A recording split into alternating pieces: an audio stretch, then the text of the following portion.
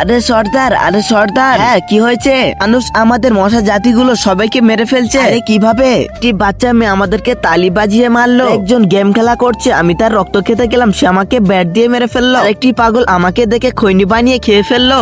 ও আচ্ছা, তাহলে এই নে রক্ত, এই রক্তটি তুই খেয়ে নিলে তোর শরীরের মধ্যে খুবই শক্তি আসবে, আর তুই ঝাঁকে গিয়ে গায়ের মধ্যে টাচ করে দিলে মানুষ থেকে মশা হয়ে যাবে।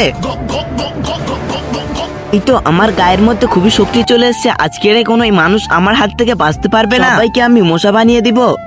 এই তো একজন গেম খেলা করছে, একে এখন আমি মশা বানিয়ে দিই। আরে আমি মশা কিভাবে হয়ে গেলাম? এই তো একটি বাচ্চা ফোন দেখছে, কেউ এখনই তাহলে মশা বানিয়ে দিই। আরে শালা, আমি মশা কিভাবে হয়ে গেলাম? শালা সকাল থেকে পায়খানা হচ্ছে, আরে যা, আমি আবার মশা হয়ে গেলাম কিভাবে?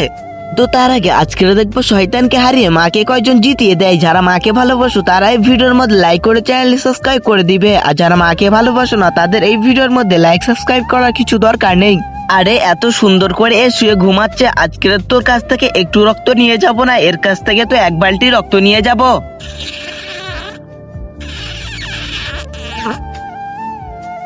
ইয়াহু!